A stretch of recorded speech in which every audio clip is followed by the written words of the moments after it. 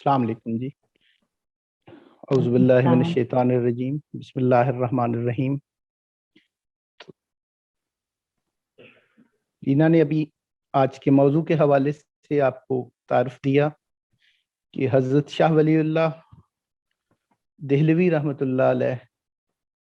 کی قرآن فہمی کے حوالے سے آج ہم گفتگو کریں گے۔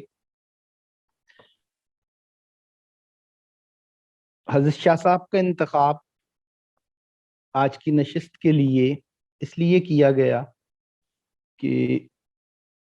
سیدنا ابو الحسن علی ندوی رحمۃ اللہ علیہ کا ایک تحریر میں انہوں نے ایک دفعہ لکھا کہ قرآن جو ہے وہ نازل تو عرب میں ہوا، اسے پڑھا مصر میں، ایجپٹ میں گیا، اور اس کی فہم ہندوستان میں کی گئی، اسے سمجھا ہندوستان میں گیا، بر صغیر میں گیا۔ تو نزیل فی العرب، نزیل القرآن فی العرب وقری القرآن فی مصر وفہم القرآن فی الہند۔ تو ہندوستان تفہیم قرآن کے اعتبار سے اور فہم قرآن کے حوالے سے اور مطالعات قرآن کے اعتبار سے یہ بر صغیر، یہ ساؤتھ ایشیا ایک خاص اہمیت رکھتا ہے۔ اور جب بھی ساؤتھ ایشین کانٹیکسٹ میں فہم قرآن کی بات ہوگی تو فہم کے حوالے سے یہ امتیاز تو حاصل ہے ہی اس خطے کو۔ تو یہاں پر جب بھی بات کی جائے گی فہم قرآن کے حوالے سے تو ایک نام جو سب سے اہم اس حوالے سے گردانا جاتا ہے وہ حضرت شاہ ولی اللہ دہلوی رحمۃ اللہ علیہ کا۔ اسی لیے آج کی نشست کے لیے ہم نے ان کی اہمیت کے پیش نظر یہ نشست ان کے حوالے سے رکھی ہے۔ حضرت شاہ ولی اللہ کی قرآن فہمی اور ان کے قرآن فہمی کے اسلوب کو سمجھنے کے لیے ایک تو بنیادی چیزیں پہلے سے ذہن میں ہونی چاہیے۔ ایک تو یہ کہ بر صغیر میں پیدا ہونے والی عصر حاضر میں اور پچھلی 2 صدیوں کے دوران رجوع الی القرآن کے حوالے سے، قرآن فہمی کے حوالے سے، مطالعہ قرآن کے حوالے سے جتنی بھی تحریکیں پیدا ہوئیں وہ حضرت شاہ ولی اللہ رحمۃ اللہ علیہ سے متاثر تھی۔ حتیٰ کہ یہاں پر قرآن کی فہم کے حوالے سے جو ماڈرنسٹ پرسپیکٹو ہے، قرآن کی فہم کے حوالے سے جو لٹرلسٹ پرسپیکٹو ہے، اور قرآن کی فہم کے حوالے سے جو ریفارمسٹ پیٹرن ہے،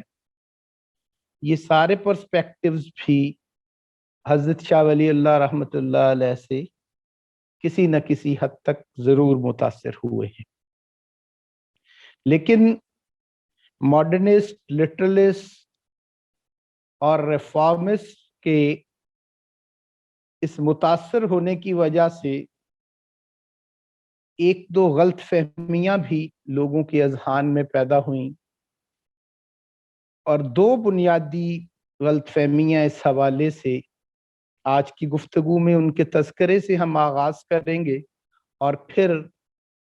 حضرت شاہ ولی اللہ کے فہم قرآن کے پرسپیکٹو کے حوالے سے بات کریں گے اس تناظر میں۔ ایک تو یہ کہ یہاں پر ماڈرنسٹ اور اصلاحی موومنٹس یا ریفارمسٹ موومنٹس جو قرآن کے حوالے سے بھی پیدا ہوئیں، ان کے اوپر ایک اعتراض ہمیشہ سے، یہ ایک آبزرویشن ہمیشہ سے یہ رہی کہ وہ در حقیقت ویسٹ میں پیدا ہونے والی جو مارٹن لوتھر سے جس موومنٹ کا آغاز ہوا پروٹیسٹنٹزم کے تحت، جو ایک موومنٹ پیدا ہوئی، یا یوں کہہ لیں کہ ویسٹ کے اندر، یورپ کے اندر جو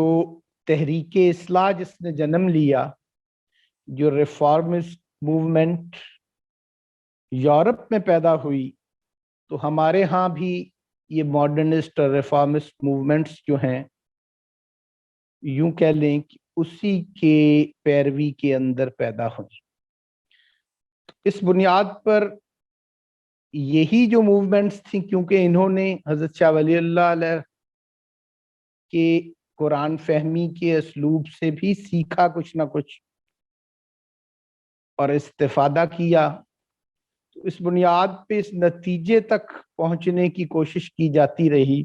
کہ شاید حضرت شاہ ولی اللہ دہلوی بھی،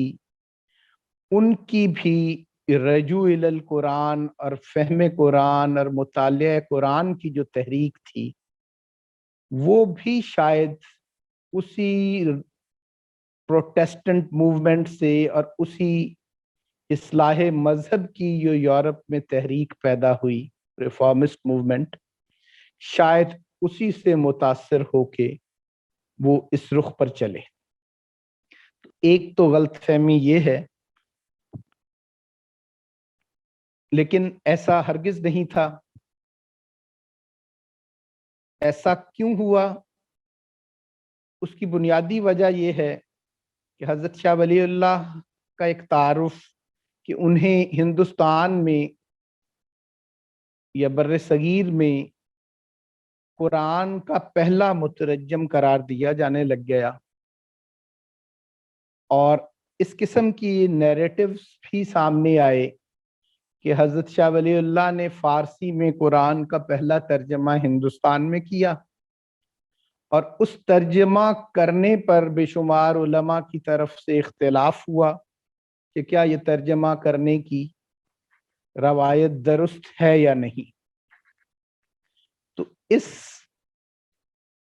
اعتراض کی بنیاد پر اور علماء کے اختلاف کی وجہ سے حضرت شاہ ولی اللہ کو ہندوستان چھوڑنا پڑا اور عرب جانا پڑا۔ تو یہ اس قسم کا ایک نیریٹو جو ہے یہ بلٹ ہوا، اور کچھ تحقیقی کتابیں بھی اسی کو اون کرتی رہیں۔ آب کوثر، رود کوثر، موج کوثر وغیرہ کے جو مصنف، انہوں نے بھی اسی بات کو نقل کیا، اور کچھ نے اس سے اختلاف اگر کیا بھی کہ نہیں ایسا نہیں تھا، اس ترجمہ قرآن کی وجہ سے اختلاف نہیں کیا گیا، علماء کا جو مخالفت کرنا اس کی بنیاد یہ نہیں تھی، اور ان کے عرب جانے کی وجہ بھی یہ نہیں تھی، بلکہ نجیب خان جب دہلی کا حکمران بنا تو وہ کیونکہ شیعہ مسلک کے تھے، تو ان کا حضرت شاہ ولی اللہ کے خانوادے کے ساتھ کچھ اختلاف تھا، جس وجہ سے انہیں عرب جانا پڑا ہے۔ حتیٰ کہ حضرت عبید اللہ سندھی رحمۃ اللہ علیہ نے بھی اپنی کتابوں میں یہی تحریر کیا کہ اس وجہ سے وہ گئے، ترجمہ کرنے کی وجہ سے علماء کی مخالفت نہیں تھی۔ لیکن ایک سوال میں پوچھ لوں یہاں پہ ڈاکٹر صاحب، اگر آپ اجازت دیں تو؟ جی جی بالکل۔ آئی ایم سوری میں نے آپ کو انٹرپٹ کیا، لیکن مجھے لگا وہ یہاں پہ پوچھ لینا چاہیے۔ آپ نے یہ پہلی غلط فہمی کا ذکر کیا، تو اس میں کیا یہ بات بھی غلط فہمی ہے کہ شاہ ولی اللہ صاحب نے جو فارسی میں پہلا ہند میں ترجمہ ہوا وہ انہوں نے کیا تھا؟ جی، اس پہ بھی کیونکہ تحقیق موجود ہے کہ حضرت شاہ ولی اللہ سے پہلے فارسی میں بے شمار ترجمے ہندوستان میں ہو چکے ہیں، سندھی میں بھی ترجمہ کے شواہد ملتے ہیں، اور حتیٰ کہ فارسی میں بھی بے شمار تراجم ہو چکے ہیں۔ اور وہ جو تراجم ہے، اچھا کیا آپ نے یہ سوال پوچھا، اور وہ جو تراجم ہیں ان کے اوپر کچھ تو تحقیقی کام ہوا کہ کیا کیا تراجم پہلے ہوئے۔ نور سندھی کا ایک ترجمہ فارسی کے اندر مکمل قرآن کا، اس کا بھی تذکرہ ملتا ہے۔ کچھ اور لوگوں نے بھی کچھ تراجم کا ذکر کیا، لیکن اس پر ایک سب سے بڑا جو ثبوت ہے، حضرت شاہ ولی اللہ نے اپنی کتاب میں جو اپنا ان کا پہلا ترجمہ جس کو قرار دیا جاتا ہے، اس کا جو مقدمہ لکھا ہے، بلکہ جو مقدمہ انہوں نے قوانین ترجمہ کے حوالے سے ایک درج کیا، اس کے اندر خود بھی انہوں نے یہ تذکرہ کیا ہے کہ میں نے پہلے یہ چاہا کہ پہلے سے موجود تراجم میں سے، ہندوستان میں مروج تراجم میں سے کسی ترجمے کو استعمال کروں یا اس کی کچھ اصلاح کر کے اس کو کارآمد بنا لوں۔ تو خود انہوں نے ان تراجم کا ذکر کیا ہے، اور 18 کے قریب تراجم کا انہوں نے اس کے اندر تذکرہ خود بھی کیا ہے۔ تو دوسروں کی تحقیق تو علیحدہ بات، حضرت شاہ صاحب نے اپنی ہی اس جو فتح الرحمن جو ہے، یہ ترجمہ جو ان کا فارسی کے اندر، اس کے حوالے سے اس کے لکھنے سے پہلے جو ایک مقدمہ، المقدمہ فی قوانین الترجمہ، اس کے اندر بھی اس بات کا ذکر کیا ہے کہ انہوں نے پہلے تراجم کو کنسیڈر کیا، لیکن اس میں کچھ مسائل دیکھ کر انہوں نے ایک نیا ترجمہ فیض کرنے کا فیصلہ کیا۔ ایک تو یہ چیز، تو یہ بنیادی ان کے طور اپنے پر الفاظ میں 18 کے قریب تراجم اب موجود، اس سے پہلے کچھ تراجم موجود ہیں، ان 18 میں خیر کچھ ایسے فارسی تراجم بھی ہیں کہ جو ہندوستان میں نہیں بلکہ ہندوستان کے علاوہ مختلف جگہوں پر فارسی میں ہوئے یا ان چیزوں کا، لیکن بہرحال بے شمار تراجم جو ہیں جن کا ذکر خود بھی انہوں نے کیا، اور ان کے اوپر ایک کومنٹ باقاعدہ بڑی ڈیٹیلڈ شاہ صاحب کا موجود ہے۔ اس کے علاوہ کئی آرٹیکلز بھی، اس کی سعود عالم قاسمی صاحب کی تحریر جس کے اندر انہوں نے شاہ صاحب سے پہلے کے ہونے والے سارے تراجم کا بڑا تفصیلی ذکر کیا ہوا ہے۔ تو ایک تو یہ بات کہ ایسا تو تھا ہی نہیں کہ شاہ صاحب پہلے مترجم تھے اور ان کے ترجمہ کرنے کی وجہ سے علماء کا ان سے اختلاف ہو گیا اور ان کو سعودیہ یا عرب میں جانا پڑ گیا۔ یہ بہت امپورٹنٹ وضاحت ہے جو آپ نے کی ہے، کیونکہ جب ہمارا یہ موضوع کے بارے میں بات ہوئی تھی تو میں نے جتنا اس پہ پڑھنے کی اور سمجھنے کی کوشش کی تو مجھے آن لائن ہر جگہ ایک ہی ریفرنس بار بار ملتا گیا، جو کہ اب آپ نے یہ ماشاءاللہ وضاحت کر دی تو کلیئر ہوا کہ یہ غلط العام کانسیپٹ ہے کہ شاہ صاحب ہند میں قرآن کا پہلا ترجمہ کرنے والے شخص ہے۔ جی جی بالکل۔ اسی طرح اس کے علاوہ جو ہے، یہی ان کے پہلے مترجم کے طور پہ انہیں پیش کر کے اور پھر اس بات کو دلیل کے طور پہ استعمال کر کے کہ علماء کا اختلاف ہوا اور وہ انہیں عرب جانا پڑ گیا، اس حد تک خطرے میں تھے وہ، تو اس نیریٹو کی بنیاد پر ہی یہ بھی ڈیولپ کیا جاتا ہے کہ جو ریفارمسٹ موومنٹ تھی پروٹیسٹنٹ کی کرسچینٹی کے اندر، تو اس کے اندر بھی فہم قرآن ہی کے پیٹرن پہ جیسے ہم بات کر رہے ہیں، تو وہاں بیک ٹو بائبل کی جو موومنٹ اس کے اندر موجود تھی، اسی کے زیر اثر شاید یہاں پر تراجم کا سلسلہ شروع ہوا اور ہندوستان میں فہم قرآن کی جو ایک آغاز ہے شاید اس کانٹیکسٹ میں اس کو دیکھا جانے لگ گیا۔ لیکن جیسے ہم نے کہا کہ یہ درست نہیں، شاہ صاحب کی اپنی تحریر سے بھی اندازہ ہو رہا ہے، بعد والے محققین نے بھی اس پہ کام کیا ہے، اور پہلے ترجمہ کرنے والوں کے نام اور ان کا تذکرہ سید محمد بخاری جو ہیں ان کے ترجمے کا بھی ذکر ملتا ہے اور تراجم کا بھی ذکر ملتا ہے۔ عربی کے اندر بھی بے شمار تفسیر اور تراجم جو ہیں قرآن کے، اس حوالے سے بھی ہندوستان میں کافی کام پہلے سے حضرت کے سدراز کا اور اس طرح اور لوگوں کا بھی ذکر اس حوالے سے ہمیں ملتا ہے۔ فارسی کے اندر بھی پہلے بے شمار تراجم، جس میں اشرف جہانگیر سمنانی وغیرہ اور ان کے تراجم کا تذکرہ ہمیں 15ویں صدی کے اندر بھی فارسی تراجم موجود تھے۔ تو دوسری چیز جو اس حوالے سے کہ شاہ صاحب کا دور جو تھا وہ 18ویں صدی ہے، 1702-3 میں ان کی پیدائش ہے اور تقریباً 59 سال کی عمر میں ان کا وصال ہوا، تو تقریباً یہ 18ویں صدی کا دور ہی بنتا ہے۔ تو 1700 کچھ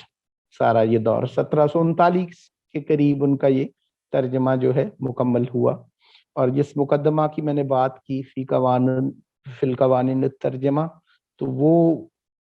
1729 میں یوں کہہ لیں کہ وہ لکھی گئی۔ اب ایک تو یہ چیز کہ دوسرا اس میں جو جھول تھا اس نیریٹو میں، وہ یہ کہ شاہ صاحب در حقیقت قرآن کا ترجمہ انہوں نے زیادہ حصے کا تھا کیا ہی عرب کے سفر سے واپسی پہ ہے. تو یہ بھی بات درست نہیں تھی کہ علماء کے اختلاف کی وجہ سے انہیں چھوڑ کے جانا پڑ گیا. اور ایون سندھی صاحب کا جو موقف کہ نجیب خان وہ شیعہ سنی ایک کنفلکٹ کی وجہ سے انہیں چھوڑ کے جانا پڑ گیا، اور ان کے خانوادے کے ساتھ وہ ایک شیعہ گورنمنٹ دہلی میں قائم ہوئی تھی. یہ بھی اس لیے درست نہیں ہے کہ نجیب خان شاہ صاحب کے وصال کے 10 سال غالباً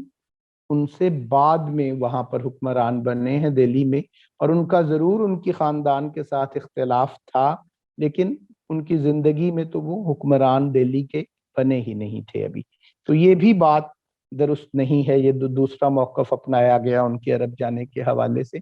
بلکہ اصل صورتحال یہ ہے کہ شاہ صاحب نے 2 سورتوں کا ترجمہ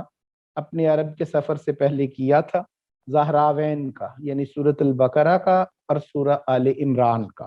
تو باقی سارے قرآن کا ترجمہ پھر اس کے بعد وہ عرب چلے گئے.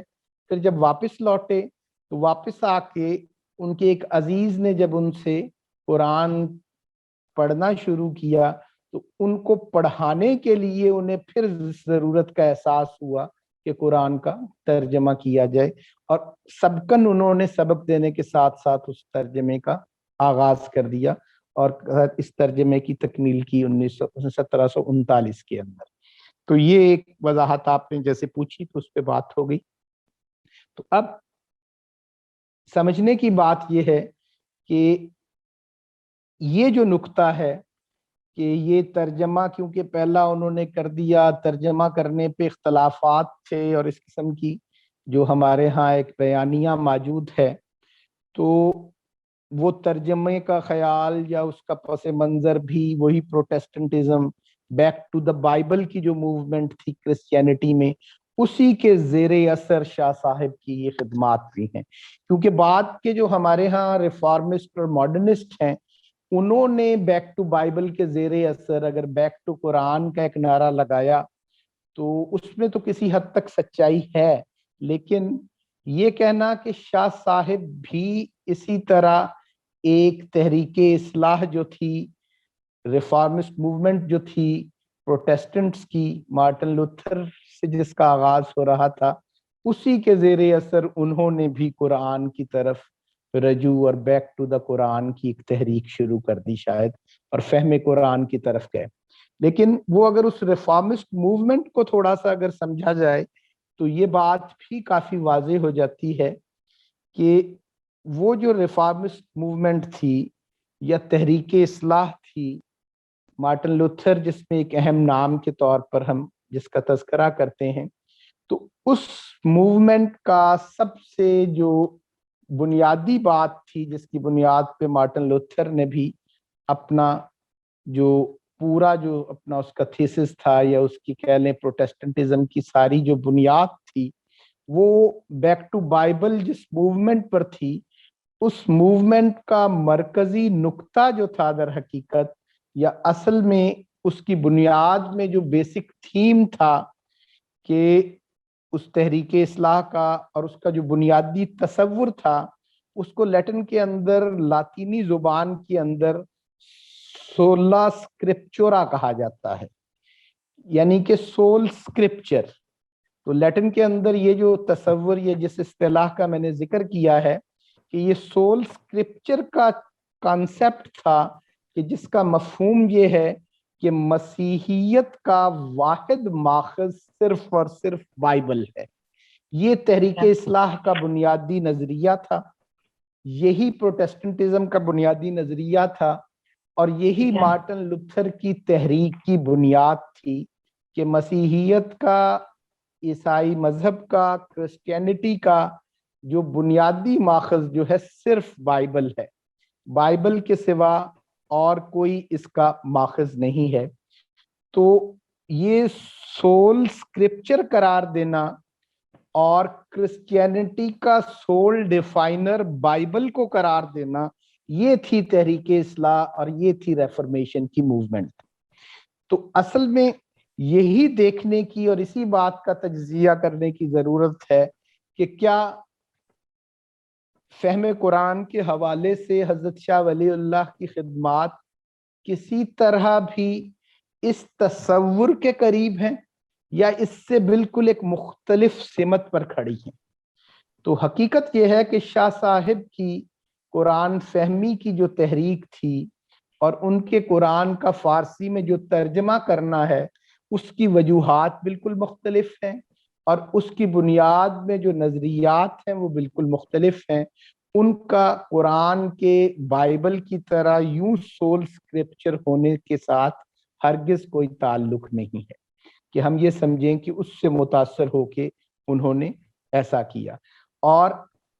مسیحیت کے اندر پروٹیسٹنٹزم نے بائبل کو جو سول اسکرپچر اور سول ڈیفائنر آف کرسچینٹی قرار دیا ہے، مسیحیت کا واحد جو ڈیفائنر اس کو قرار دیا ہے، تو اس حوالے سے ایک جو اہم چیز ہے کہ اس کی کانٹر ریفرمیشن پیدا ہوئی. اس تحریک اصلاح کے مقابل میں ایک کیتھولک چرچ کی طرف سے بھی ایک موومنٹ پیدا ہوئی، اور اس موومنٹ کا در حقیقت کہہ لیں جو بنیادی کنسرن تھا، اور اس پروٹیسٹنٹزم کے بائبل کو سول اسکرپچر بنانے کے لیے، اس نظریے کے استعمال کے لیے جو ایک بنیادی مقصد تھا، وہ در حقیقت اس وقت چرچ کی جو ایک بالادستی تھی اور بادشاہت اور چرچ کا جو ایک گٹھ جوڑ تھا، اس کی بنیاد پہ پیدا ہونے والی اس بالادستی کی وجہ سے وہ پروٹیسٹنٹزم کے اندر یہ ایک ریفرمیشن کی جو ایک تحریک اٹھی تھی. تو کیتھولک چرچ نے اس کا ایک اپنا کانٹر ریفرمیشن کے اندر 1542 میں ایک کنونشن کے ذریعے اس کا جواب بھی دیا کہ کتاب مقدس جو ہے وہ اظہار معنی میں خود مکتفی نہیں ہے، اور کتاب مقدس کے حوالے سے انہوں نے اپنا ایک پورا موقف جو تھا، اپنا ایک پورا جو تصور تھا وہ پیش کیا. اور اس تصور کے پیش کرنے کے حوالے سے جو بائبل کی یہ پوری بیک ٹو بائبل کی جو ایک موومنٹ تھی، اس کے کانٹر ریفرمیشن سے اس موومنٹ کو مزید سمجھنے کی مدد ملی.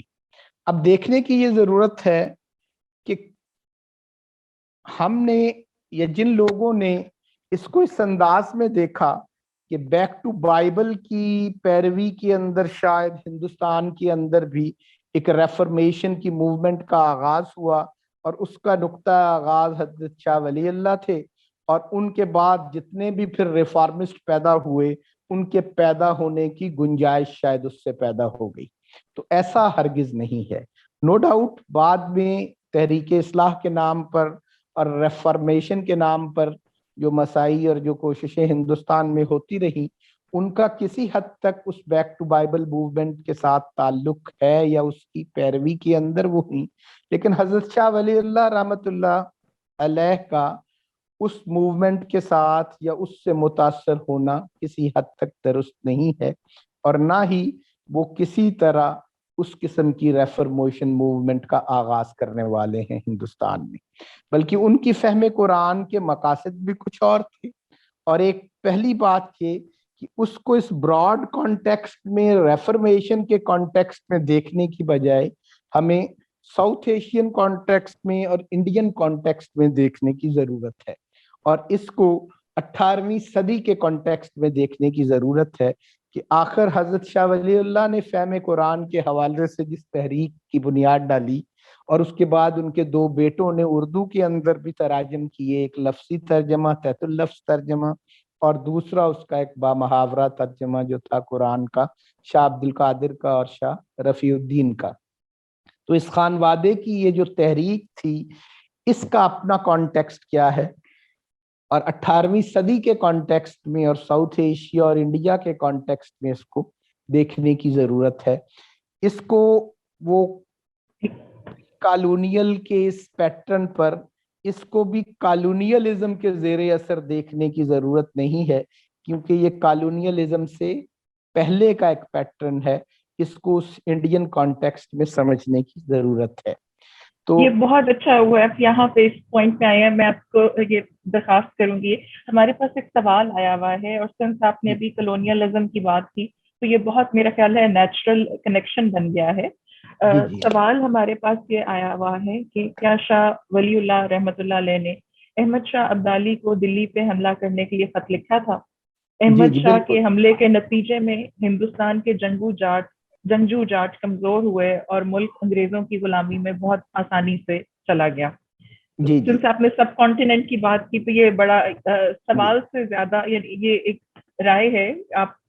علمی تجربہ اس کے بارے میں کیا کہتا ہے؟ اسی کانٹیکسٹ کو ہی واضح کرنے کی ضرورت ہے 18ویں صدی کے کہ شاہ صاحب کا جو ترجمہ بھی ہے اور یہ اس قسم کا جو ایک سیاسی کانٹیکسٹ ہے اس کی وضاحت بھی ضروری ہے کہ اصل صورتحال یہ تھی کہ حضرت شاہ ولی اللہ کے دور تک اور ان کی پیدائش تک جو گریٹر مغلز کا پیریڈ تھا اور مسلم بادشاہت کا جو ایک مضبوط بادشاہتوں کا دور تھا وہ تقریباً گزر چکا تھا، اور ان کے بعد ایک لیٹر مغلز کا دور آ چکا تھا. 8-10 مغل حکمران حضرت شاہ ولی اللہ کے دور کے اندر وہ یکے بعد دیگرے تبدیل ہوتے رہے، دہلی کے کئی حکمران بدلتے رہے. تو حضرت شاہ ولی اللہ کی فہم قرآن کے حوالے سے جس دوسرے پوائنٹ کی ہم بات کریں گے وہ بھی اس کے ساتھ میں اس کا تذکرہ کرتا چلوں کہ یہ تو ہم بات کر رہے ہیں کہ ایک ریفارمیشن کے اثرات حضرت شاہ ولی اللہ پر کیا تھے، تو وہ نہیں تھے جس کی طرف ہم جا رہے ہیں کہ ایک پیچھے اس کو کنیکٹ کرنے کی کوشش کی جا رہی ہے. پھر اسی طرح ایک تھیری ہے کہ جو ہمارے ہاں ماڈرنزم جو ہے اور اس کے اندر ماڈرنسٹ موومنٹ کا جو ایک اثر یا کالونیل پیریڈ کی کچھ چیزیں ہیں ان کو پیچھے جو حضرت شاہ ولی اللہ سے کنیکٹ کیا جا رہا ہے، کیا وہ بھی درست ہے کہ نہیں، ہم اس پہ بھی بعد میں بات کریں گے. تو یہ جو ہم کانٹیکسٹ 18ویں صدی کی بات کر رہے ہیں اس میں یہ باتیں سب جو ہیں واضح ہو جاتی ہیں کہ حضرت شاہ ولی اللہ جس دور میں تھے اس کا تناظر یہ ہے کہ گریٹر مغلز کا دور گزر چکا ہے. مسلم جو سلطنت ہے یا مسلمانوں کی حکمرانوں کی جو ایک بادشاہت ہے ہندوستان میں، یہ سمجھنے کی ضرورت ہے کہ ہندوستان میں مسلمان اس وقت بھی اکثریت میں نہیں تھے، لیکن ایک مضبوط مسلم حکمرانوں کی حکومت ہونے کی وجہ سے اسلام کو ایک سپورٹ حاصل تھی ان کی وہاں پر. تو اب یہ کانٹیکسٹ جو بدل رہا ہے، یہ ایک تناظر جو ہے تبدیل ہو رہا تھا کہ گریٹر مغلز کے بعد لیٹر مغلز کے دور میں حضرت شاہ ولی اللہ رحمۃ اللہ علیہ کو یہ نظر آ چکا تھا کہ ہندوستان میں اب جو سٹیٹ کی اس وقت کی فارمیشن تھی، جو بادشاہت تھی یا مغل سلطنت تھی، وہ کمزور پڑ چکی ہے، اور وہ اب اس کی بجائے ہمیں کسی اور پیٹرن پہ جانا پڑے گا اسلام کو آگے لے کر چلنے کے لیے، اور اسلامی تعلیمات کو آگے لے کر چلنے کے لیے، اور اسلام کے تعلیمی نظام کو اور اسلام اور دین کے فہم کو اور قرآن و سنت کے فہم کو. اب وہ سٹیٹ پیٹرنیج حاصل نہیں رہے گی، اور وہ مغلوں کی مضبوط جو حکمرانی کی ایک سپورٹ تھی اس کے بغیر اس کا کوئی بندوبست کرنا پڑے گا. تو یوں سمجھ لیں کہ حضرت شاہ ولی اللہ اس پروٹیسٹنٹزم کی موومنٹ کے برعکس، پروٹیسٹنٹزم کی ساری موومنٹ تو اس وقت چرچ اور بادشاہت کا ایک جو گٹھ جوڑ تھا یا سپریمیسی آف چرچ کی جو ایک صورتحال تھی اس کے خلاف ایک صف بندی تھی، جبکہ حضرت شاہ ولی اللہ تو در حقیقت سپریمیسی آف ریلیجن کو یا مذہب کی بالادستی کو ایک بدلتے ہوئے تناظر میں بھی قائم رکھنے کی کوشش کر رہے ہیں کہ حکمران یا سلطنت یا سٹیٹ جو ہے وہ جب کمزور پڑ رہی ہے مسلمانوں کی، تو اب اس علوم اسلامیہ کو اور فہم قرآن کو اور فہم سنت کو اب بھی اس کی بالادستی کو کیسے قائم رکھنا ہے. حضرت شاہ ولی اللہ کا سارا کام اسی تناظر میں کیا ہوا ہے، ان کا سارا تدریسی کام بھی اور ان کی تطبیق کا بھی پورا کام جو ہے. تو یہ ایک بات سمجھنے کی ضرورت ہے کہ مرہٹوں کے خلاف جو احمد شاہ ہوا کیا کہ مغلوں کے کمزور ہونے کی وجہ سے ہندوستان میں مرہٹے اور جاٹ جو تھے وہ مضبوط ہوتے چلے گئے. اورنگزیب عالمگیر کے دور کے اندر عالمگیر نے ان کے خلاف شیوا جی کے خلاف اپنی ایک موومنٹ کا آغاز کیا اور ان کو کچھ دبا لیا. لیکن اورنگزیب کے بعد لیٹر مغلز کے پیریڈ میں مرہٹے بھی مضبوط ہوئے, جاٹ بھی مضبوط ہوئے, جس کے نتیجے میں کیا ہوا کہ دہلی کی سلطنت مزید کمزور ہوتی چلی گئی. تو ایسی صورتحال میں احمد شاہ ابدالی کو بھی ویلکم کرنے لگ گئے ہندوستانی اس مسلم حکومت کو ڈیفینڈ کرنے کے لیے. تو یہ ایک کانٹیکسٹ تھا, خاص کانٹیکسٹ, کہ جس کے اندر اب حضرت شاہ ولی اللہ کو بھی یہ نظر آ رہا ہے کہ ہندوستان میں مغل حکمرانی کا دور تقریباً ختم ہو چکا ہے اور ان کی سٹرینتھ کم ہو چکی ہے. تو ایسے میں ہم نے علوم اسلامیہ کو, اسلامی تعلیمات کو, اس کا ایک سنتھسس اس کی ضرورت ہے. اور حضرت شاہ ولی اللہ نے مسلم روایت کے جتنے علوم تھے ان کی آپس میں تطبیق کر کے بھی دکھائی. انہوں نے قرآن و سنت کی جو تطبیق تھی وہ بھی دکھائی کر کے, انہوں نے تصوف اور شریعت کی تطبیق بھی دکھائی, انہوں نے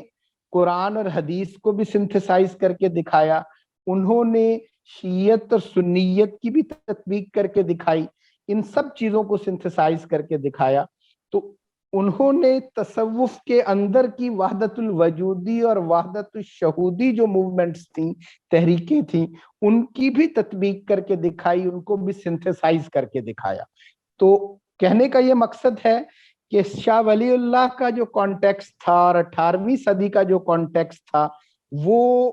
پروٹیسٹنٹزم کے کانٹیکسٹ سے مختلف تھا.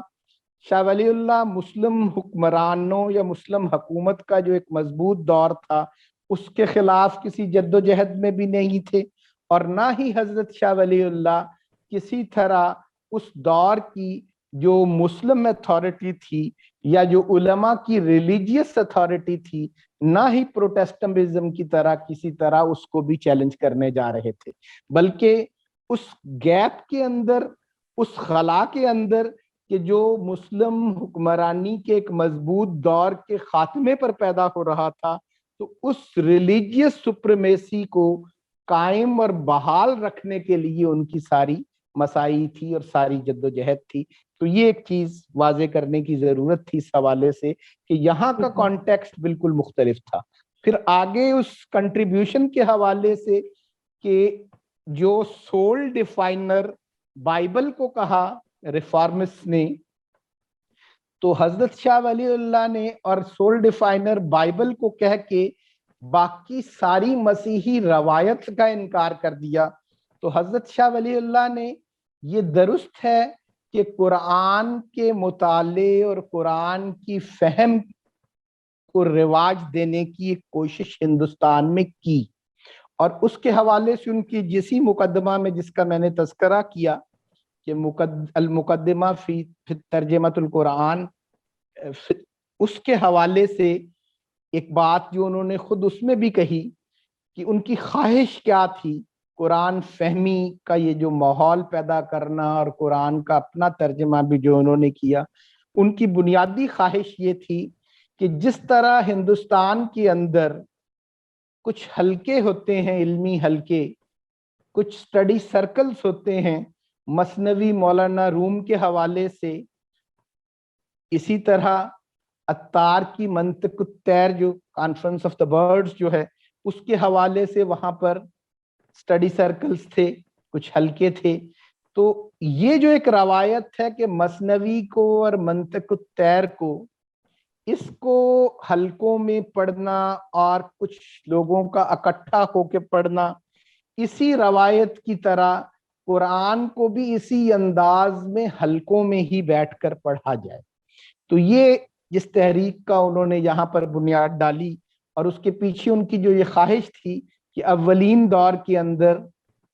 صحابہ رسول صلی اللہ علیہ وسلم اور اہل بیت کے ہاں بھی یہی روایت تھی کہ وہ قرآن فہمی کے لیے حلقے قائم کرتے تھے, اور کچھ لوگ اکٹھے مل کے اس کی فہم کے لیے اور اس کے مطالعے کے لیے مل کے ایک سٹڈی سرکل کے طور پر کام کرتے تھے. تو ان کی بھی یہ خواہش تھی کہ یہاں پر بھی مثنوی مولانا روم کی طرح اور منطق الطیر کی طرح قرآن فہمی کے بھی حلقے ہونے چاہیے. اور ان کا یہ ترجمہ جو ہے وہ بھی ان حلقوں کے اندر پڑھا جانا چاہیے. تو یہ خواہش ان کی تھی جس کے تحت انہوں نے فہم قرآن کے حوالے سے ان کی جو کنٹریبیوشن ہے. لیکن جو اہم چیز اس حوالے سے ذہن میں رکھنے کی ہے کہ جیسے میں نے ان کے اسلامی روایت کے مختلف ڈسپلنز کو اور مختلف علوم کو سنتھسائز کرنے کی کنٹریبیوشن کا ایک ہلکا سا تذکرہ کیا، اس کی کافی ڈیٹیل ہے، کافی تفصیل ہے ہر علم کے حوالے سے. تو حضرت شاہ ولی اللہ کا قرآن فہمی کے حلقوں کی خواہش اور فہم قرآن کے حوالے سے ان کی تحریریں، الفوز الکبیر فی اصول التفسیر، مقدمہ فی ترجمہ قرآن در ترجمہ قرآن، اور اسی طرح ان کا یہ اپنا جو فارسی زبان میں قرآن کا جو ترجمہ تھا، یہ ساری چیزیں یا اس کے علاوہ بھی جو تحریریں ہیں ان کا فرق اس بیک ٹو بائبل موومنٹ یا بائبل کے مسیحیت کے سول ڈیفائنر ہونے کی جو ریفرمیشن کی موومنٹ ہے اس سے یہ فرق تھا کہ اس نے اپنے آپ کو پوری مسیحی روایت سے کاٹا، جبکہ حضرت شاہ ولی اللہ قرآن کے حلقے، قرآن کے دروس اور قرآن خوانی کے ساتھ قرآن فہمی پر زور دینے کے باوجود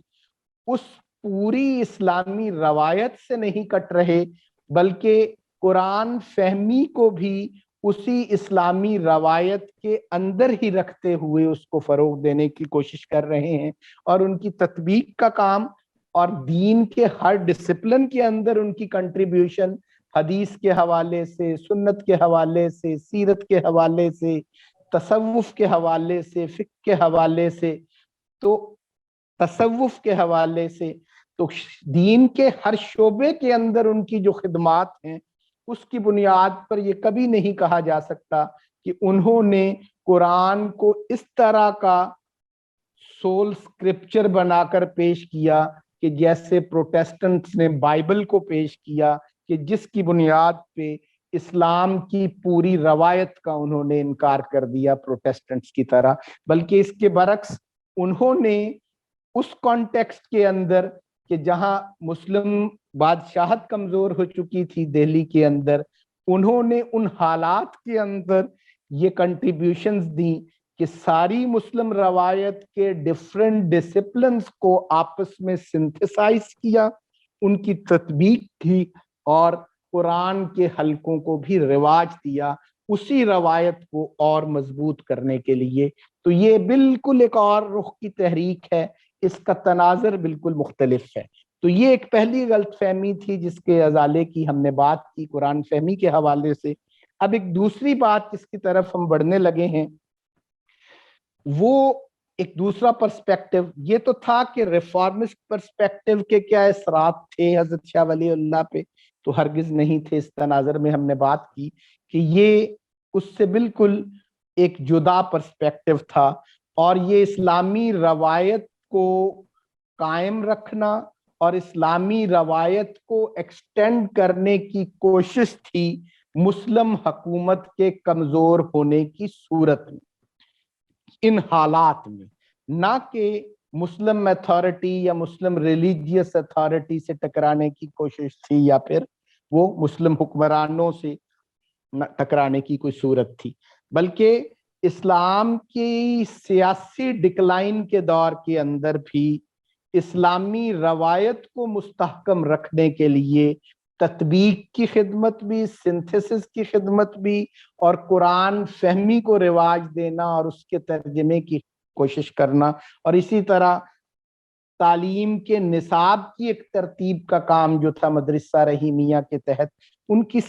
ساری خدمات ان کو اس کانٹیکسٹ میں دیکھنے کی ضرورت ہے کہ یہ تطبیق انہوں نے کس ضرورت کے تحت کی. کیا انہوں نے روایت سے کٹنے کے لیے کی یا روایت کو مستحکم رکھنے کے لیے کی؟ تو یہ ایک بات واضح ہونی ضروری تھی. دوسری چیز کہ ایک دوسری موومنٹ بہت اچھی اس کے اوپر کچھ چیزیں آئیں، تو شیر علی ترین صاحب کا بھی ایک اچھا آرٹیکل اس حوالے سے ساؤتھ ایشیا میں قرآن کے تراجم اور تفاسیر کے حوالے سے، تو انہوں نے بھی اس میں اس کا تذکرہ کیا، کچھ اور لوگوں نے بھی، کہ حضرت شاہ ولی اللہ کی جو ترجمے کی کنٹریبیوشن تھی، اگر یہ پہلا ترجمہ نہیں تھا تو پھر اس کا ڈسٹنکشن کیا تھا؟ تو کچھ لوگوں نے اس کو ڈیموکریٹائزیشن آف نالج کے ساتھ جوڑنے کی کوشش کی. یہ ایک ماڈرنسٹ پرسپیکٹو ہے. تو ریفرمیشن کے ساتھ جو جوڑنا تھا اس کا، اسی طرح اس کو ماڈرنٹی کے ساتھ جو جوڑنا تھا اور اس کو ڈیموکریٹائزیشن آف نالج کی موومنٹ کے ساتھ جوڑنا تھا، وہ کیا تھا کہ ڈیموکریٹائزیشن آف نالج کی جو موومنٹ ہے کہ خواص کی بجائے عوام کے اندر بھی علوم کا فروغ، اور یوں کہہ لیں کہ حضرت شاہ ولی اللہ کی اس خدمت کا تذکرہ قرآن کے حوالے سے یہ کیا گیا کہ پہلے قرآن کے ترجمے اور تفاسیر ہو تو رہی تھیں،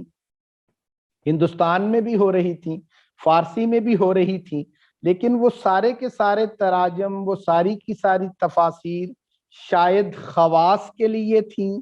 عام آدمی کے لیے، پبلک کے لیے، عوام کے لیے نہیں تھی. اور حضرت شاہ ولی اللہ نے عوام کی ایکسیس میں قرآن کو لانے کے لیے در حقیقت قرآن کا فارسی کے اندر ایک سلیس ترجمہ کیا، اور اس کو ایک ڈیموکریٹائزیشن موومنٹ کے سلسلے کا ہی ایک حصہ کہا جا رہا ہے. اور اس کی بنیاد پر کچھ لوگ اس کو حضرت شاہ ولی اللہ کی قرآن فہمی کی موومنٹ کو ارلی ماڈرنٹی قرار دے دیتے ہیں، کہ جس کی بنیاد میں بعد میں ایک پوری موومنٹ پیدا ہوئی، ایک ماڈرنسٹ موومنٹ، اور قرآن کے تراجم بھی ہوئے، تفسیریں بھی ہوئیں. لیکن میری نظر میں یہ بات تو کسی حد تک درست ہے کہ ڈیموکریٹائزیشن آف نالج کی جو ہم نے بات کی، اس حوالے سے کہ خواص کے ساتھ ساتھ عوام کو بھی اس تحریک کا حصہ بنایا جائے، وہ بھی قرآن فہمی کے اندر برابر شامل ہوں. لیکن اس کو اس انداز میں دیکھنا کہ یہ در حقیقت ارلی ماڈرنٹی تھی، اور بعد میں جو ماڈرنسٹ ڈیولپمنٹ ہوئی قرآن فہمی کے حوالے، یہ اسی کا ہی نقطہ آغاز تھا، تو یہ درست نہیں ہوگا. یہ تو درست ہے کہ یہ ایک عوام کی سطح پہ قرآن فہمی کی جو ایک راہ ہے، حضرت شاہ ولی اللہ کی یہ بھی جو اسٹریٹجی ہے، اس کو میرے خیال میں اس انداز میں دیکھنے کی ضرورت ہے کہ اسٹیٹ جب کمزور ہوئی، یا اسٹیٹ کی جو بھی فارمیشن، ماڈرن اسٹیٹ تو یقیناً نہیں، یا اس کے لیے اسٹیٹ کی ٹرم بھی ہو سکتا ہے آپ کو درست نہ لگے، لیکن سلطنت یا بادشاہت کا مسلمانوں کا جو نظام مغلوں کے دور میں اس وقت چل رہا تھا، اس کے کمزور ہونے کے بعد حضرت شاہ ولی اللہ کے ذہن میں ایک مسلم سوسائٹی کا کانسیپٹ تھا کہ مسلم اسٹیٹ جب کمزور ہو گئی ہے، یا مسلم بادشاہت جب کمزور ہو رہی ہے، تو مسلم اتھارٹی کو، ریلیجیس اتھارٹی کو اور اسلامی روایت کو بھی فروغ دینے کے لیے اور مستحکم رکھنے کے لیے اب یہ بہت ناگزیر ہو گیا ہے کہ مسلم سوسائٹی کو کنسالیڈیٹ کیا جائے، اس کو مجتمع کیا جائے، اس کو جمع کیا جائے. اور یہ دروس کے جن حلقوں کی سجیشن حضرت شاہ ولی اللہ دے رہے ہیں، وہ بھی اسی حوالے سے ہے، اور اس کے اندر بھی ان کی یہی خواہش تھی. اور تدریس کے حوالے سے بھی جو مسلم سوسائٹی پہ ان کا فوکس آ رہا ہے، اب مسلم حکمرانوں کی غیر موجودگی کے اندر بھی دینی علوم کی منتقلی کا، اور جمہور مسلمز کی ٹرم جو وہ استعمال انہوں نے کی، وہ ایک مسلم سوسائٹی کا ابتدائی تصور ہے جو ان کے ہاں موجود ہے. تو اسٹیٹ کی بجائے اب سوسائٹی اورینٹڈ جو ہے، یہ ایک موومنٹ تھی، فہم قرآن کے حوالے سے بھی اور تفہیم دین کے حوالے سے بھی، اور اسلامی روایت کو برقرار رکھنے اور ایکسٹینڈ کرنے کے لیے بھی. یہ بہرحال یہ بھی ایک کانٹیکسٹ ہے جس میں حضرت شاہ ولی اللہ کی اس کنٹریبیوشن کو دیکھنا چاہیے. اب میں آخر میں 2 حصے ہم نے اپنی آج کی گفتگو کے مکمل کیے، 5-7 منٹ اگر ہمارے پاس ابھی باقی ہیں، تو حضرت شاہ ولی اللہ کی کنٹریبیوشن کو میں کس انداز میں دیکھتا ہوں، اور در حقیقت یہ کنٹریبیوشن فہم قرآن کے حوالے سے ان کی کیا ہے. تو نہ تو وہ ریفارمسٹ موومنٹ سے متاثر تھے، بلکہ اس کے بالکل متضاد سمت پہ کھڑے ہو کر یہ کام کر رہے تھے، اور یہاں کا کانٹیکسٹ بھی مختلف تھا. اسی طرح اس کو ارلی ماڈرنٹی قرار دینا بھی درست نہیں ہے. نو ڈاؤٹ ڈیموکریٹائزیشن آف نالج کا کسی حد تک اس میں اثر موجود تھا، لیکن وہ اسٹیٹ اینڈ سوسائٹی کے کانٹیکسٹ میں اس کو دیکھنے کی ضرورت ہے، کیونکہ ماڈرنٹی کے اندر جو ڈیموکریٹائزیشن آف نالج بھی ہے اور خواص سے عوام کی طرف جانے کی جو موومنٹ بھی ہے، اس میں بھی سینٹرل رول جو ہے وہ اسٹیٹ کو حاصل ہوتا ہے، اسٹیٹ کی سینٹرلٹی اس میں قائم رہتی ہے، نہ کہ سوسائٹی کی سینٹرلٹی ہوتی ہے، جبکہ حضرت شاہ ولی اللہ کے ہاں جو تھی وہ مسلم سوسائٹی کی سینٹرلٹی کا ایک پیٹرن پیدا ہو رہا تھا، جس کی بنیاد پہ انہوں نے تطبیق کا کام بھی کیا، سنتھیسس کا کام کیا، انہوں نے فہم قرآن کے حوالے سے جو کنٹریبیوٹ کیا وہ بھی۔ اب حضرت شاہ ولی اللہ کی فہم قرآن کی کوششیں اور مطالعہ قرآن اور اس کی کنٹریبیوشن کو دیکھنے کا سب سے صحیح جو طریقہ ہے وہ میری نظر میں الفوظ الکبیر فی اصول التفسیر اور ان کے جو ترجمہ قرآن ہے فارسی کے اندر فتح الرحمان جو ہے، تو اس کے ساتھ ان کے مقدمہ در ترجمہ قرآن جو ان کا ایک کتابچہ ہے 12 صفحے کا، اس کو پڑھنے کی ضرورت ہے اور اس کو سمجھنے کی ضرورت ہے۔ وہ ایک مختصر سا جو مقدمہ 1929 میں انہوں نے، جس کا 1945 میں مولانا حفظ الرحمان سہاروی نے بھی ترجمہ کیا، 2010 کے اندر بھی وہ برہان کے اندر دہلی میں چھپا، اور 2011 کے اندر بھی وہ پاکستان کے اندر دوبارہ ریپرنٹ بھی ہوا، اس کی فارسی میں بھی اور اس کا پھر اردو ترجمہ بھی۔ تو وہ 13 صفحے کی 12 صفحے کی تحریر اگر دیکھ لی جائے تو پھر حضرت شاہ ولی اللہ دہلوی رحمت اللہ علیہ کا فہم قرآن کی موومنٹ اور ان کے مقاصد واضح ہو جائیں گے۔ اس کا میں تذکرہ 2-4 منٹ میں کرتا ہوں آپ کے سامنے کہ اس کے اندر حضرت شاہ ولی اللہ کا موقف کیا ہے فہم قرآن کے حوالے سے، اور اپنے ترجمے کے مقدمہ یا قوانین، مقدمہ در قوانین ترجمہ اصل نام اس کا جو میرے ذہن میں آ گیا۔ تو اب ترجمہ قرآن کے قوانین کا پریفیس یا پرولوگ کہہ لیں، ان 12 صفحات میں حضرت شاہ ولی اللہ دہلوی کیا فرماتے ہیں کہ پہلے قرآن کے تراجم جو تھے ان کو انہوں نے کوشش کی کہ ان میں ہی سے کسی کو وہ آپٹ کر لیں اور اسی میں ہی کچھ اس دور کے محاورے کے مطابق ترمیم کر کے اسی کو ہی رواج دے دیں، لیکن ان کا کہنا تھا کہ اس تراجم میں کچھ پرابلمز تھے ان تراجم میں، جس کی وجہ سے مجبوراً انہیں ایک نئے ترجمے کی طرف جانا پڑا۔ اور پہلا جو اس کی وہ 3 قسمیں بتاتے ہیں، ان تراجم کی کیٹیگریز بناتے ہیں۔ وہ پہلی کیٹیگری ترجمے کو وہ نام دیتے ہیں کہ ترجمہ تحت اللفظ، کہ قرآن کے آیات کے نیچے ہر لفظ کے نیچے اسی کا ہی ترجمہ، یا ایک لفظی ترجمے کی ترتیب سمجھ لیں، ہر لفظ کے نیچے اس لفظ کا ترجمہ کر کے یوں قرآن کا ترجمہ۔ تو پہلے ہونے والے فارسی اور عربی تراجم اور ہندوستان میں ہونے والے تراجم میں ایک قسم تو وہ کہتے ہیں یہ ہے۔ دوسری قرآن فہمی کی جو کوشش تھی تراجم کے ذریعے، اس کو وہ کہتے ہیں کہ ترجمہ حاصل المعانی، کہ جو معنی کا خلاصہ ہوتا ہے یا معنی کا جو یوں کہہ لیں ایک سمری ہوتی ہے یا اس کی جو ایک مراد ہوتی ہے، اس کو جاننے کی کوشش کے اندر ہم اس خلاصے کا ایک ترجمہ کر دیتے ہیں، اس خلاصۃ المفہوم کا ایک، اس حاصل معنی کا ایک ترجمہ کر دیتے ہیں با محاورہ سے انداز کے اندر۔ تو کچھ تراجم ہندوستان میں جو ہیں وہ اس کیٹیگری میں لائے کرتے ہیں، ان کا خیال تھا۔ اور تیسری جو قسم وہ کہتے ہیں کہ ان دونوں ترجموں کی کمزوریوں کو کور کرنے کے لیے کچھ لوگوں نے ان دونوں ترجمے کی قسموں کو اکٹھا کر دیا۔ یہ 3 قسم کی تراجم کے حوالے سے، فہم قرآن کے حوالے سے جو تراجم ہوتے رہے ہمارے ہاں ہندوستان میں فارسی میں اور عربی زبان میں، وہ ان 3 قسموں کے اندر ڈیوائیڈ کیے جا سکتے ہیں۔ ان میں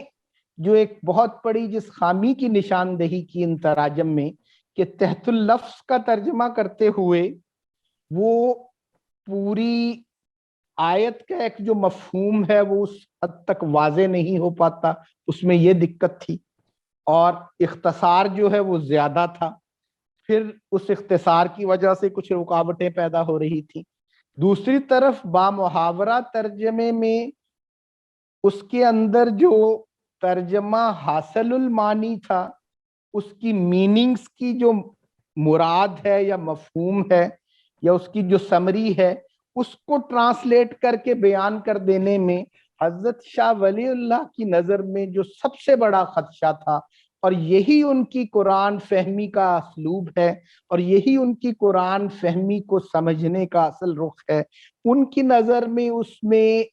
سب سے بڑا جو ایک اندیشہ تھا وہ یہ تھا کہ قرآن کے مفہوم کے اندر یا قرآن کی آیات کے اندر جو ایک ڈائیورسٹی آف میننگ ہے وہ کسی حد تک مجروح ہو جاتی تھی، کہ اس حاصل معنی کو ترجمہ کرنے سے قرآن کی کسی آیت یا کسی بات کا ترجمہ ایک رخ سے تو ہو جاتا تھا، اس کی کئی ڈائمینشنز نظر انداز ہو جاتی تھی۔ تو حضرت شاہ ولی اللہ نے اصل میں جو چوتھی کیٹیگری بتائی ہے کہ قرآن کا ایک جامع ترجمے کی جو ایک پیٹرن ہونا چاہیے، میتھڈالوجی ہونا چاہیے، ان کے اپنا ترجمہ جو ہے اس بنیاد پہ کیا گیا، اور جو ایک وضع کیا انہوں نے طریقہ ترجمہ قرآن کا، کہ قرآن کا ایک ایسا جامع ترجمہ کہ جس کے اندر اس کے لفظی اور لٹرل معنی ڈیمیج بھی نہ ہو، اور اس کے صرف حاصل معنی تک محدود نہ رہا جائے، بلکہ اس کی پوری جامعیت اس ترجمے کے اندر آ جائے۔ ماڈرن ٹرمز کے اندر اگر اس بات کو میں آپ کو سمجھاؤں تو یوں کہہ لیں کہ حضرت شاہ ولی اللہ کی فہم قرآن کی بنیاد یہ تھی کہ قرآن کا فہم حاصل کرتے ہوئے، قرآن کا ترجمہ کرتے ہوئے، قرآن کا تفسیر کے حوالے سے کام کرتے ہوئے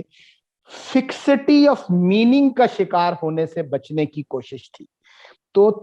ترجمہ حاصل المانی جو تھا وہ فکسٹی آف میننگ کا شکار ہو جاتا تھا، قرآن کے میننگز کو فکس کر دیا جاتا تھا، اس کے اندر کسی معنی واحد کے اوپر رک جایا جاتا تھا، اور قرآن کے اور بے شمار جو ممکنہ معنی ہیں وہ نظر انداز ہو جاتے تھے۔ بیک ٹو بائبل جو موومنٹ تھی، جو بائبل کی یا کرسچینٹی کی ریفارمسٹ موومنٹ کے اندر جب بائبل کو سول ڈیفائنر قرار دیا گیا تو اس کی بنیاد پر بائبل کے ایک معنی واحد کو، ایک سول میننگ آف بائبل کو اتھارٹی قرار دیا گیا، اور ہماری ہندوستان میں پیدا ہونے والی تمام ماڈرنسٹ موومنٹ جو سر سید سے لے کر آج تک جن میں کام ہوا ہے فہم قرآن کے حوالے سے، ان سب میں یہ مشترک بات ہے کہ وہ بھی قرآن کے کسی معنی واحد پہ اصرار کرتے ہیں، قرآن کے صرف فکسٹی آف میننگ کے قائل ہوتے ہیں، وہ قرآن کی ڈائیورسٹی آف میننگ کو نظر انداز کر دیتے ہیں۔ نبی اکرم صلی اللہ علیہ وسلم کا ایک حدیث ہے، نبی صلی اللہ علیہ وسلم کا فرمان ہے جس کا مفہوم ہے، بخاری شریف کے اندر یہ حدیث کتاب العلم کے اندر ہے غالباً، اس کا مفہوم ہے کہ جو ان سے سنی بات ہے یا جو بھی بات ہے، ہو سکتا ہے اس کو سننے والے، اس کو پہنچانے والے سے اس کو سننے والا زیادہ سمجھ لے۔ تو اس امکان کی طرف نبی اکرم صلی اللہ علیہ وسلم نے اپنی حدیث میں اشارہ کیا ہے، اور کہ جو سامنے ایک متکلم کے سامنے ایک آڈینس موجود ہے اور انہوں نے جو بات سنی، ہو سکتا ہے وہ بات جب آگے نیریٹ کریں اور ان کو سن کے جو سمجھ آئی، ان کی سمجھ ان سننے والوں سے بھی بہتر ہو، یا یوں کہہ لیں کہ قرآن کے میننگ کے اندر بھی ایک میننگ یا معنی واحد کی بجائے ہو سکتا ہے کچھ اور میننگز بھی ایکسپلور ہو سکتے ہوں، اور وہ بھی کھل سکتے ہوں تو ان کے امکان کو ختم نہیں کرنا چاہیے۔ قرآن کے ترجمے کا جامع ہونے کا مفہوم حضرت شاہ ولی اللہ رحمت اللہ کا یہ تھا کہ قرآن کا ایک ایسا ترجمہ سلیس فارسی کے اندر کیا جائے کہ جس کے اندر فکسٹی آف میننگ نہ ہو، اس کے اندر معنی واحد نہ پیدا ہو پائیں، اور اس کی بنیاد پر ڈائیورسٹی آف میننگز کا جو امکان ہے وہ قائم رہے اور اس کے لیے کوئی رکاوٹ پیدا نہ ہو جائے۔ اور حضرت شاہ ولی اللہ نے جب اپنا فتح الرحمن والا ترجمہ کیا تو اس کے اندر انہوں نے یہ بیان بھی کیا کہ اپنے بعد میں آنے والے اپنے شاگردوں کو ایک طرح کی یہ نصیحت اور وصیت فرما رہے ہیں کہ اگر اس ترجمے کے ان اصولوں کو جو میں بیان کر رہا ہوں، ان اصولوں کے آخر میں جو کہا، اس کی بنیاد پر جو ترجمہ کرنے کی میں نے کوشش اگر کی، اگر اس میں کوئی غلطی یا کمی اس حوالے سے ان اصولوں کے مطابق کہیں پر وہ نہیں ہے تو آپ کو چاہیے کہ اس کی اصلاح کر کے ان اصولوں کے مطابق اس ترجمے کو بھی ٹھیک کریں، اس میں یہ کہہ رہے ہیں۔ اور دوسری طرف الفوز الکبیر فی اصول التفسیر کے اندر انہوں نے قرآن فہمی کے حوالے سے بے شمار بنیادی چیزوں کا تذکرہ کیا۔ یہ بھی ایک مختصر کتابچہ ہے، آج تو موقع نہیں اس پر گفتگو ہو سکے، لیکن اس کی ایک بات کو میں یہاں پر دہرا دیتا ہوں، اور وہ بھی فکسٹی آف اس کے اوپر بھی کچھ لوگوں کو اعتراض ہوتا ہے، لیکن در حقیقت وہ بھی فہم قرآن کے اندر فکسٹی آف میننگ سے بچنے کے لیے ہی تھا۔ اور وہ کیا بات ہے ان کی؟ وہ ان کا یہ اصول کہ جیسے پرانے ترجموں میں ایک خامی انہوں نے اس کی طرف بھی ذکر کیا کہ کچھ لوگ با محاورہ ترجمہ کرنے میں غیر ضروری طوالت میں چلے جاتے ہیں، اور شان نزول کے حوالے سے جو ان کا موقف الفوز الکبیر کے اندر ہے کہ یہ ضروری نہیں ہے کہ قرآن کا ترجمہ اور تفسیر اور قرآن کی فہم حاصل کرتے ہوئے قرآن کی ہر آیت کو کسی سبب نزول یا شان نزول کے ساتھ جوڑ دیا جائے، کوئی ایسا قصہ بیان کیا جائے کہ اس کی بنیاد پر اس کے میننگ متعین ہوں اس آیت کے، کہ قرآن کی یہ آیت اس تناظر میں نازل ہوئی اور اس سیاق و سباق میں اس وقت کے ماحول میں نازل ہوئی، اس واقعے کے نتیجے میں یہ آیت نازل ہوئی، اور اس واقعے کے نتیجے میں ہی اس کے معنی کو محدود کر دیا جائے۔ تو یہ بھی در حقیقت شاہ ولی اللہ اس بات کے قائل ہیں کہ قرآن کی کچھ آیات ایسی ہیں کہ جو کسی خاص واقعے کے ساتھ منسلک ہیں، کہ ان کی شان نزول یا ان کا سبب نزول یا ان کے ریویل ہونے کی جو امیڈیٹ کاز تھی اس دور کے اندر، وہ کوئی واقعہ تھا، جیسے جنگ بدر کے حوالے سے کوئی آیت نازل ہو جاتی ہے یا کسی اور واقعے کی وجہ سے ایک آیت نازل ہو گئی، لیکن قرآن کی ہر آیت کو ہی کسی واقعے سے منسلک کر دینا تو یہ درست نہیں ہے، اور اس سے بھی بچا جانا چاہیے۔ اور اسی وجہ سے یہ اصول بھی در حقیقت حضرت شاہ ولی اللہ کا فہم قرآن کے حوالے سے اور ترجمہ قرآن کے حوالے سے فکسٹی آف میننگ سے بچنے کے لیے ہے، جبکہ ہمارے ماڈرنسٹ کی جو ترجمہ اور تفہیم قرآن ہے اور ان کی جو تفسیر قرآن ہے، ہمارے ہاں ماڈرنسٹ کا قرآن کے حوالے سے جو فہم ہے یا پھر ریفارمسٹ کا جو قرآن کے حوالے سے یا ان کا بائبل کے حوالے سے جو اسلوب تھا اس کو سمجھنے کا یا اس کی سمجھ حاصل کرنے کا، کہ اس سول سکرپچر اس کو بنانے کی کوشش کرنا اور اس کے اندر ایک معنی واحد کو تلاش کرنا، تو یہ ہمارے ماڈرنسٹ کے ہاں بھی موجود ہے، اور ریفارمسٹ کے بائبل کی تفسیر اور ان کی تشریح کے حوالے سے بھی یہ ایک چیز موجود تھی کہ ایک معنی واحد کو پیش کرنا یا بیان کرنا، جبکہ حضرت شاہ ولی اللہ اپنے ترجمے کے مقدمے میں یہی بیان کر رہے ہیں کہ وہ تو اس فکسٹی آف میننگ سے بچنا چاہ رہے ہیں، اسی لیے ہی وہ تحت اللفظ ترجمے سے بھی بچ رہے تھے، اور اسی لیے ہی وہ ترجمہ حاصل المانی سے بھی بچ رہے تھے، اور بلکہ وہ اس احتیاط کی اس حد تک قائل تھے کہ اپنے مقدمہ میں بھی وہ بیان کرتے ہیں، اور ان کے جو ترجمہ فتح الرحمان ہے فارسی کا ترجمہ، اس کے اندر بھی ان کا اسلوب یہی رہا ہے کہ وہ اگر کسی جگہ پہ فارسی کا کوئی ایسا لفظ نہیں مل رہا اس قرآن کے لفظ کے ترجمے کے لیے اور اس عبارت اور اس آیت کے ترجمے کے لیے کہ جو اس کی ملٹیپلسٹی آف میننگ اور ڈائیورسٹی آف میننگ کو مجروح کر رہا ہو، اور کوئی ایسا لفظ نہ ہو کہ جو اس ملٹیپلسٹی کو بچا رہا ہو، اس کو فکسٹی کی طرف لے کر نہ جا رہا ہو، تو وہ پھر اس جگہ پہ عربی میں ہی اس کو ترجمہ کر دیتے تھے فارسی کا لفظ اس کی جگہ دینے کی بجائے۔ تو ترجمے میں جامعیت کو قائم رکھنا ان کے سامنے زیادہ مطلوب تھا، فکسٹی آف میننگ سے بچنا زیادہ مطلوب تھا،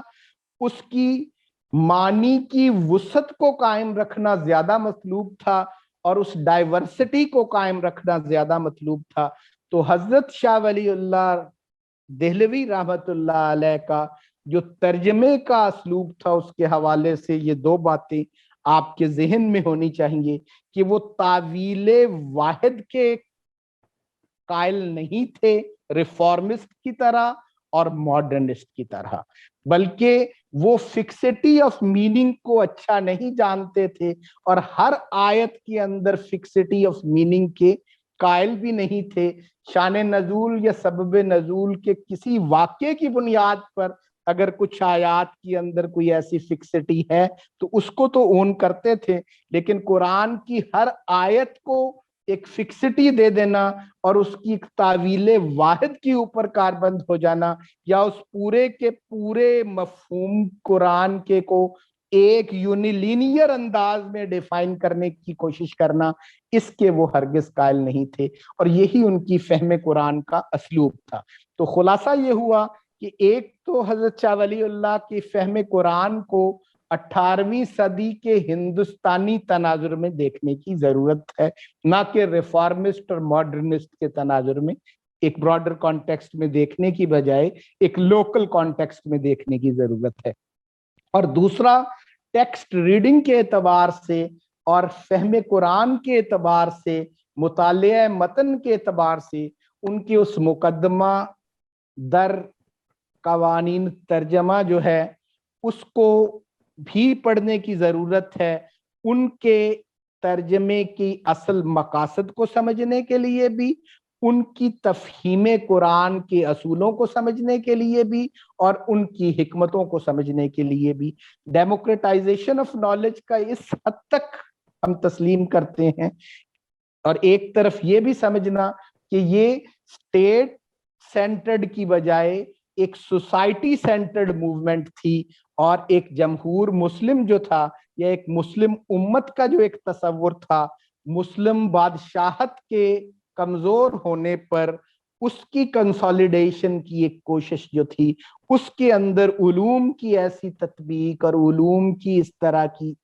ایک تفہیم جو تھی، اس ضرورت کے تحت وہ یہ سب کچھ کر رہے تھے۔ ماڈرنسٹ کی طرح ایک اسٹیٹ سینٹرڈ اپروچ نہیں تھی، بلکہ ان کی سوسائٹی سینٹرڈ ایک کوشش تھی جس کی طرف وہ بڑھ رہے تھے۔ اور اسی طرح انہوں نے خود بھی یہ بات اس حد تک ڈیموکریٹائزیشن آف نالج کی درست ہے کہ خواص کے ساتھ ساتھ عوام کو بھی اس موومنٹ کا حصہ بننا چاہیے، کہ ان کو بھی دینی علوم حاصل کرنے کا موقع ملنا چاہیے۔ اور اس مقدمہ کے اندر بھی وہ بیان کرتے ہیں کہ اصل میں یہ ترجمہ جو قرآن کا سلیس فارسی کے اندر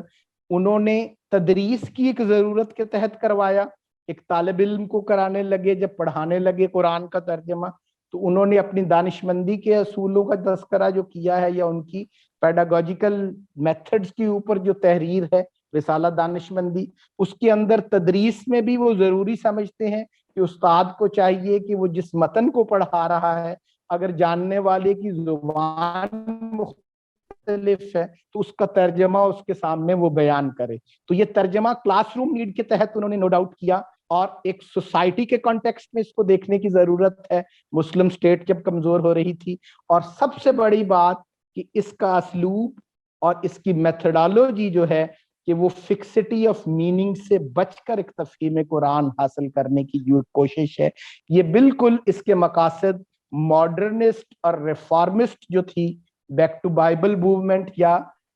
रजूल अल कुरान की जो मॉडर्निस्ट मूवमेंट्स हैं, उन दोनों से बिल्कुल मुख्तलिफ एंड पे है, और वो तावील वाहिद के कायल होते हैं। और यहाँ पर तो एक जामियत का तस्वर दिया जा रहा है तफहीम कुरान के हवाले से, जिसके अंदर फिक्सिटी का एहतमाल पैदा ना हो पाए। और उन्होंने इसकी डेमोक्रेटाइजेशन ऑफ नॉलेज की जो बात है, खवास के साथ अवाम को भी उलूम इस्लामिया के अंदर तरक्की हासिल करना चाहिए, और उसके लिए तदरीस की ज़रूरत के लिए, और ख़ुसूसन जो बाहर फौज जो थी उनके जो बच्चे थे उनकी तदरीस, वो क्योंकि दकीक मजहबी उलूम को हासिल करने का फुर्सत और माहौल उनको दस्तयाब नहीं होता था, इसलिए उनको पढ़ाने के लिए भी आसान सतह पे भी मटेरियल अवेलेबल हो और तराजम भी सलीस फारसी के अंदर मौजूद हो, ताकि उनकी तदरीसी ज़रूरत पूरी हो सके। ये बात उन्होंने उस वक़्त कही। उस दौर की फौजों के आज की तरह के मुनज़्ज़म और एडवांस्ड कैंटोनमेंट्स नहीं होती थी जहाँ की उनके बच्चे यूं एक एलीट स्कूल्स में तालीम हासिल कर सकें, तो उनके पास एक हायर स्टडीज की यूं अपॉर्चुनिटीज नहीं थी, तो उनको एक सहूलत के साथ तालीम देना कि उनमें ये मौका नहीं था उनके पास कि वो महारत हासिल कर सकें उलूम दीनिया में, तो उनके लिए एक आसान, इसी तरह अवामी हलकों के अंदर इसकी एक हलकों के अंदर मुताले के लिए इन तराजम की भी एक ज़रूरत थी। तो नो डाउट बाद में उनकी औलाद में शाह अब्दुल कादिर ने भी एक तर्जमा उर्दू में किया इसी ज़रूरत के तहत, क्योंकि हज़रत शाह वलीउल्लाह रहमतुल्लाह के दौर के अंदर लिखने पढ़ने की ज़ुबान हिंदुस्तान के अंदर और सरकारी ज़ुबान फ़ारसी थी। बाद में उर्दू जो था उसकी जगह ले रही थी, तो उसी ज़रूरत के तहत उनके बेटों ने उर्दू में फिर इन तराजम को किया, और बाद में उन्हीं का जो तर्जमा है वो सिलसिला बाद में होने वाले अक्सर तराजम उस फारसी तर्जमे और उन उर्दू तराजम की बुनियाद में होते रहे। लेकिन मेरी नज़र में हज़रत शाह वलीउल्लाह की ये जो मूवमेंट थी, ये दर हकीकत फ़हम कुरान के हवाले से एक ऐसी कोशिश है कि जो जामियत का एक तस्वुर दे रही है और फिक्सिटी ऑफ मीनिंग और तावील वाहिद से बचाने की एक कोशिश है, और जिसकी आज के दौर के अंदर भी बहुत ज़रूरत है। और हमारे तराजुम के अंदर, हमारी फ़हम कुरान के अंदर कुरान की एक ऐसी फ़हम की कोशिश करना, ये हज़रत शाह वलीउल्लाह के जो असलूब तर्जमा जो है और उनकी जो मेथोडोलॉजी तफ़हीम कुरान की है, उसका हासिल ये है कि फिक्सिटी ऑफ मीनिंग से बचकर डाइवर्सिटी ऑफ मीनिंग को कायम रखते हुए कुरान की एक फ़हम को हासिल करना। तो इस